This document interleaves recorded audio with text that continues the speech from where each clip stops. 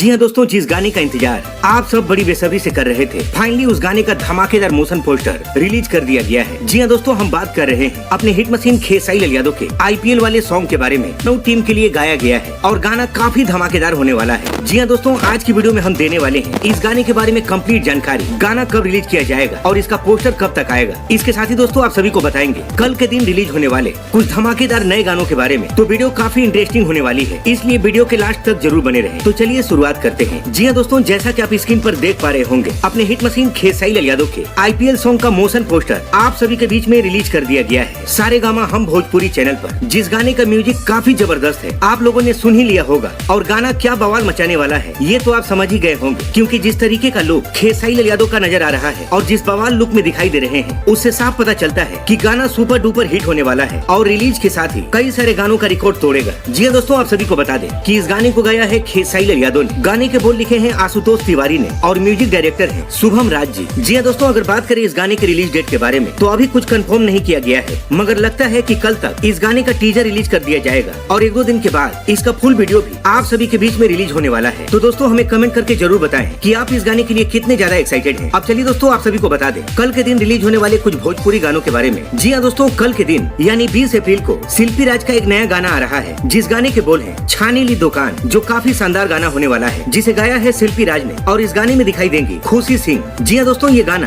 कल सुबह 6:15 पर CY फिल्म्स के YouTube चैनल पर रिलीज किया जाएगा। इसके साथ ही आपको बता दें कि ग्लोबल म्यूजिक जंक्शन पर कल सुबह 6:30 बजे एक और नया गाना रिलीज किया जाएगा, जिस गाने के बोल है छेदे छेद सामियाना, जिसे गाया है SKD राज और खुशबू राज ने। गाने में आप सभी को एक्ट्रेस रानी दिखाई देंगी। इसके साथ ही आपको बता दें कि सारेगामा हम भोजपुरी चैनल पर आज शाम को एक नए गाने का टीजर आउट हुआ है, जिस गाने के बोल है सवतिया, जिस गाने में दिखाई देंगी खुशी यादव और वीरेंद्र, और ये गाना रिलीज किया जाएगा कल सुबह 7 बजे। तो इसी के साथ दोस्तों मिलते हैं अगली वीडियो में, तब तक के लिए जय हिंद जय भोजपुरी।